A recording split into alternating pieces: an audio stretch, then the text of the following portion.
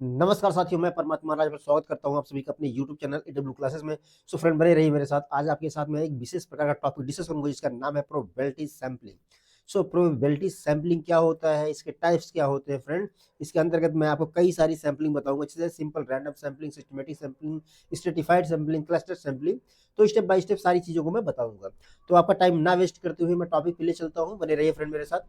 अगर आपने इसको पढ़ा डिटेल से तो मैं ये गारंटी के साथ कह सकता हूँ कि इसके बाद दोबारा पढ़ने की जरूरत नहीं है। तो फ्रेंड, बार बार कहा हूँ कि अगर कोई चीज आप पढ़ रहे हैं, कोई चीज तैयारी कर रहे हैं, तो उसे पढ़ने से पहले समझ लेना चाहिए, है ना। तैयारी करने से पहले समझ लेना चाहिए कि वो टॉपिक है क्या, उसमें क्या पूछा जाएगा, किस प्रकार के क्वेश्चंस या किस प्रकार का उसका बैकग्राउंड है। तो चलिए, आपका टाइम ना वेस्ट करते हुए मैं आपको बताता हूँ क्या है सैंपलिंग। सैंपलिंग को हिंदी में क्या कहा जाता है फ्रेंड, याद रखिएगा, प्रतिचयन। सैंपलिंग को हिंदी में क्या कहा जाता है, प्रतिचयन। देखिए, कह रहा है सैंपलिंग या प्रतिचयन वह प्रक्रिया है जिसमें किसी बड़ी जनसंख्या मतलब मान लीजिए 1000, 10,000, लाख, 10 लाख ऐसी जनसंख्या से पूछा या कुछ चुनिंदा इकाइयों या व्यक्तियों को अध्ययन के लिए, कह रहा है चुनिंदा इकाइयों या व्यक्तियों के या को अध्ययन के लिए नमूने के रूप में लिया जाता है। ठीक, नमूना जिसे बोलते हैं हम सैंपल। ठीक, पूरी जनसंख्या का अध्ययन, संपूर्ण जनसंख्या है उसका अध्ययन करना समय, धन और श्रम की दृष्टि से कठिन होता है। याद रखिएगा, इसीलिए शोधकर्ता केवल एक छोटे समूह का चयन करके उसी से निष्कर्ष निकालते हैं जो पूरी जनसंख्या का प्रतिनिधित्व करता है। हिंदी में इसे नमूना, चयन, न्यायदर्श, प्रतिदर्श, हिंदी याद रखिएगा, बहुत इंपॉर्टेंट वर्ड है फ्रेंड। बताता हूं फिर से। नमूना कहेंगे, है ना, चयन, न्यायदर्श कहते हैं इसको, प्रतिदर्श भी कहते हैं या निर्दर्शन भी कहते हैं। निर्दर्शन तो ऐसे से शब्दों से इसे बताया जाता है, समझाया जाता है, जैसे शब्दों से भी व्यक्त किया जाता है। उदाहरण के लिए, किसी कॉलेज के सभी विद्यार्थियों की, है ना, राय जानने के बजाय, भाई कोई कॉलेज है उसमें से 1000 विद्यार्थी है, तो सबसे तो संभव नहीं कि सबकी राय जाना जाए। तो उनके जानने के बजाय 100 विद्यार्थियों का नमूना लेकर सर्वे करना। ठीक, 1000 में से 100 का चुनाव कर लेना। अब चुनाव कैसे करेंगे ये आपके ऊपर डिपेंड करता है, किस प्रकार की प्रणाली आप अपनाएंगे। सैंपलिंग कहलाएगा। उचित सैंपलिंग से शोध के निष्कर्ष विश्वसनीय बनते हैं और उन्हें पूरी जनसंख्या पर लागू करने की संभावना बढ़ जाती है। ठीक, चलिए आगे चलते हैं फ्रेंड। आगे क्या कह रहे हैं, याद रखिएगा कि सैंपलिंग के मुख्य दो बड़ी श्रेणियों में या सैंपलिंग के दो मुख्य प्रकार होते हैं। इनको दो बड़ी श्रेणियों में बांटा गया है। कौन सा, संभाव्यता जिसे कहते हैं प्रोबेबिलिटी सैंपलिंग, ठीक, और असंभाव्यता नॉन प्रोबेबिलिटी सैंपलिंग। तो आज डिस्कस करेंगे हम लोग किसका, प्रोबेबिलिटी सैंपलिंग का या संभाव्यता सैंपलिंग का। तो ठीक, चलिएगा, बने रहिए मेरे साथ। यहां क्या कह रहे हैं फ्रेंड, देखिएगा। अब प्रोबेबिलिटी सैंपलिंग ये क्या होता है, इसको समझते हैं हम लोग। प्रोबेबिलिटी सैंपलिंग या संभाव्यता सैंपलिंग, पहले बताया हूं, वह सैंपलिंग विधि है, याद रखिएगा, जिसमें जनसंख्या की हर इकाई के चुने जाने की संभावना ज्ञात, है ना, अर्थात नोन होती है और शून्य से अधिक होती है। नोन होती है और शून्य से अधिक होती है और चयन किसी ना किसी यादृच्छिक, ठीक, रैंडम नियम से किया जाता है। इससे नमूना अपेक्षित, निष्पक्ष, अनबायस्ड, बायस्ड का मतलब पक्ष, अनबायस्ड का मतलब निरपक्ष, ठीक है, या निष्पक्ष, और प्रतिनिधिक, रिप्रेजेंटेटिव बनता है। इसलिए निष्कर्षों को पूरी जनसंख्या पर सामान्यीकृत किया जा सकता है। तो आशा करता हूं समझ में आ रहा होगा फ्रेंड। मैं आपको क्यों बता रहा हूं लाइन बाय लाइन, क्योंकि मैंने इसे बहुत सटीकता से लिखा है, बहुत हिसाब से लिखा है, बड़े बड़े चैप्टर से निकाल कर लाया हूं फ्रेंड पढ़ने के बाद, तब आपको कुछ चीजों को सटीक बनाकर दिखा रहा हूं। नंबर 1 है सिंपल रैंडम सैंपलिंग। अब आप समझिएगा, आपके दिमाग में आता होगा कि सिंपल रैंडम सैंपलिंग क्या है, जिसे क्या कहते हैं, वह एक विधि है या वह विधि है जिसमें पूरी जनसंख्या की हर इकाई के चुने जाने की संभावना समान होती है और ज्ञात होती है। समान भी होता है और ज्ञात भी होता है फ्रेंड। चयन पूरी, देखिएगा यहां, चयन पूरी तरह यादृच्छिक तरीके से किया जाता है। इसे हिंदी में सरल यादृच्छिक प्रतिचयन कहते हैं। ये पूछ भी सकता है, याद रखिएगा ऐसे वर्ड को ऐसे लगा के पूछता है तो हम कहेंगे सरल यादृच्छिक प्रतिचयन क्या है, तो याद रखिएगा कि रैंडम सैंपलिंग है या सिंपल रैंडम सैंपलिंग है। इंग्लिश तो समझ में आ जाता होगा, लेकिन हिंदी ऐसे ऐसे वर्ड हैं समझने में थोड़ी सी कठिनाई होती होगी आपको। यहाँ एग्जाम्पल क्या है, एग्जाम्पल बता रहे हैं फ्रेंड। ठीक, अब मान लीजिए एक कॉलेज में 1000 विद्यार्थी हैं, एक कॉलेज है उसमें 1000 विद्यार्थी हैं और शोधकर्ता को केवल 100 विद्यार्थियों पर सर्वे करना है। भाई 1000 विद्यार्थियों से क्वेश्चन पूछना तो आसान है नहीं, उसमें टाइम लगेगा, समय लगेगा, पैसा लगेगा ना। तो वह सभी 1000 विद्यार्थियों को 1 से 1000 तक नंबर देकर, मान के चलिए 1000 विद्यार्थी है, उनको क्या किया जाए, नंबर दे दिया जाए।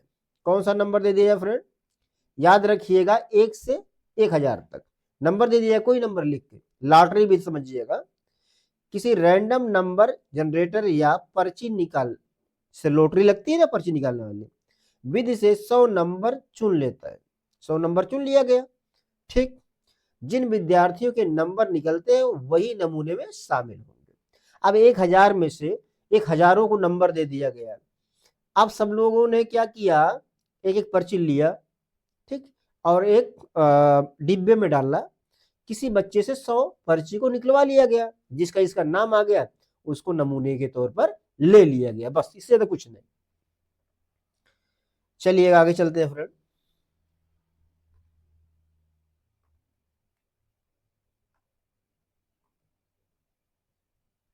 हाँ, यहां क्या कह रहे हैं देखिएगा, stratified random sampling. Stratified random sampling क्या होता है फ्रेंड, स्ट्रेटिफाइड रैंडम सैंपलिंग को हिंदी में अस्त्रीकृत, क्या कहते हैं, अस्त्रीकृत यादृच्छिक प्रतिचयन कहा जाता है। ठीक, अब यह संभावना प्रोबेबिलिटी सैंपलिंग की वह विधि है।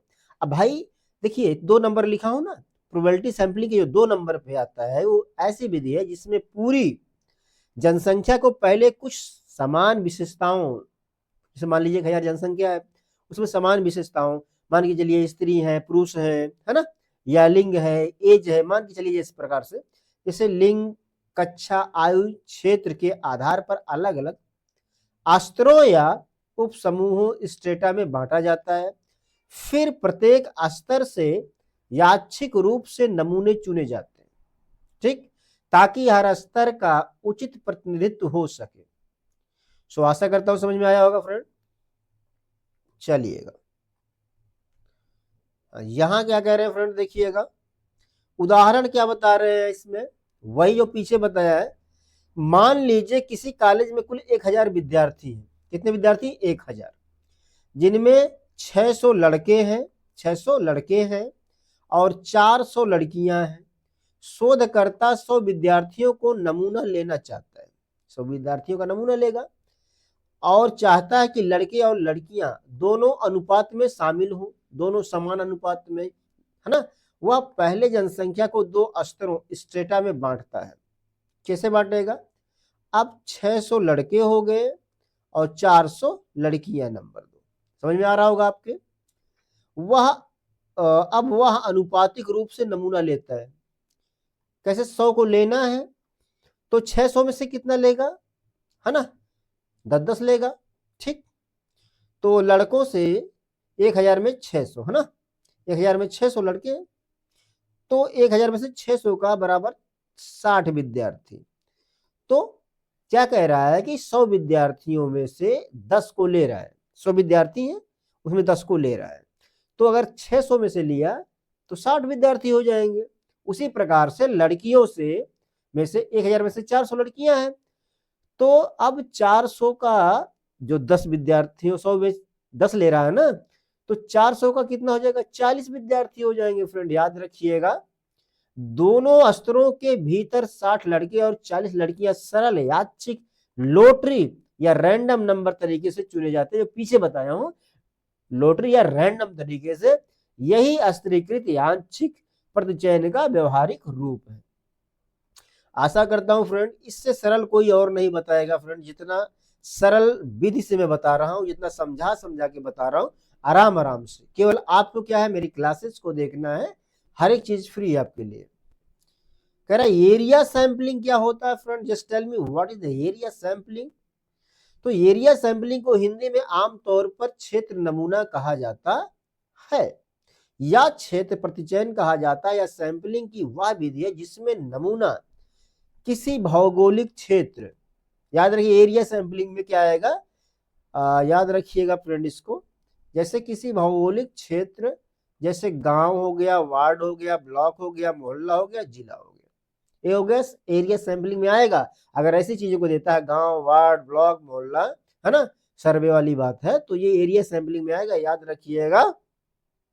या क्षेत्र नमूना चयन कहा जाता है इसको हिंदी में, के आधार पर चुना जाता है, ना कि सीधे सीधे व्यक्तिगत व्यक्तियों की सूची से। अच्छा, शोधकर्ता पहले मानचित्र, क्षेत्र, फ्रेम या भौगोलिक इकाइयों की छोटे छोटे हिस्से, ब्लॉक्स, एरिया में बांटता है, फिर उन क्षेत्रों में से, अच्छा क्या करता है, क्षेत्रों में से कुछ को यादृच्छिक रूप से चुनकर उन्हीं चुने गए क्षेत्रों में के भीतर घरों, व्यक्तियों, इकाइयों पर सर्वे करता है। ठीक है, अब सर्वे कर लिया। एरिया सैंपलिंग प्रायः तब प्रयोग किया जाता है जब पूरी जनसंख्या, मान लीजिए यहाँ 1 लाख जनसंख्या है ना, ऐसे करके इकाई, दहाई, सैकड़ा, हजार, 10,000, लाख, इतनी जनसंख्या है।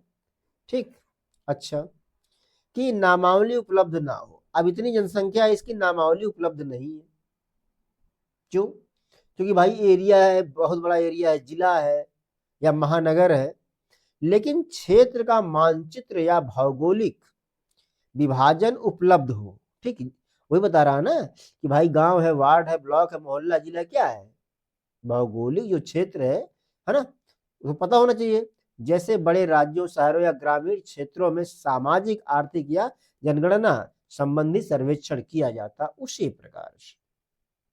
चलिएगा आगे चलते हैं फ्रेंड हम लोग, यहां देखते हैं सिस्टमेटिक सैंपलिंग क्या है फ्रेंड, ये इंपॉर्टेंट है। सिस्टमेटिक सैंपलिंग मुझे बताइए। कह रहा है को हिंदी में क्रमबद्ध प्रतिचयन कहा जाता है। जो सिस्टमेटिक होता है, एक सिस्टम से चलता है ना, एक क्रमबद्ध तरीके से चलता है। यह एक प्रोबेबिलिटी सैंपलिंग विधि है जिसमें शोधकर्ता जनसंख्या की सूची से एक यादृच्छिक रैंडम प्रारंभिक बिंदु चुनकर, है ना, हर केवे, जैसे हर 5वें या हर 10वें व्यक्ति को या सदस्य का चयन करता है, जहां के को, है ना, के एन, है ना, एन से निकाला जाता है, जहां एन कुल जनसंख्या और एन वांछित नमूना आकार है। यह विधि सरल, कम समय खर्चीली होती है, और यदि सूची में कोई चक्रीय पैटर्न ना हो तो, सूची में कोई चक्रीय पैटर्न ना हो तो लगभग सरल यादृच्छिक सैंपल जैसी प्रतिनिधिक नमूना देती है। सो आशा करता हूं समझ में आ रहा होगा फ्रेंड। हाँ, यहां एग्जाम्पल देखेंगे आप।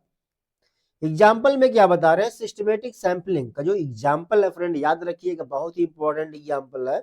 क्रमबद्ध प्रतिचयन का एक सरल उदाहरण इस प्रकार समझा जा सकता है, देखिएगा। मान लीजिए किसी कॉलेज की लाइब्रेरी रजिस्टर में 500 विद्यार्थी, कोई कॉलेज है, उसकी लाइब्रेरी है, और उस रजिस्टर में 500 विद्यार्थी हैं। जरूरी नहीं सारे विद्यार्थी बुक लेंगे, लेकिन जो लिए होंगे उनका नाम तो रजिस्टर में जरूर होगा। विद्यार्थियों के नाम क्रम से लिखे हैं, और आपको सर्वे के लिए 50 विद्यार्थियों का नमूना लेना है। अब 500 में से 50 लोगों को लेना, तो कैसे लेंगे आप? पहले प्रतिचयन उत्तराल के निकालेंगे, है ना, के is equal to n is equal to 500 upon 50, है ना, तो क्या आ जाएगा 10, है ना, आप भाग करेंगे तो 10 आ जाएगा। ठीक है, अब एन इजकल टू 500, है ना, 50 इजकल टू 10, यानी हर 10वें छात्र को लेना है। अब जैसे मान के चलिएगा, आप डिवाइड कर लीजिएगा इसको, क्योंकि मैंने डिवाइड बहुत ज्यादा नहीं किया वैसे। अब 1 से 10 के बीच किसी एक संख्या को यादृच्छिक रूप से चुने या मान ले, जैसे 7, फिर सूची में 7वां, है ना, 7वां बच्चा, 17वां, 7 अब इसमें 10 का अंतर हो जाएगा, 17वां है, 27वां है, 37वां, इस प्रकार हर 10वें क्रम वाले विद्यार्थी को चुनते जाएंगे जब तक 50 विद्यार्थी पूरे ना हो जाएं। ये इंपॉर्टेंट याद रखिएगा।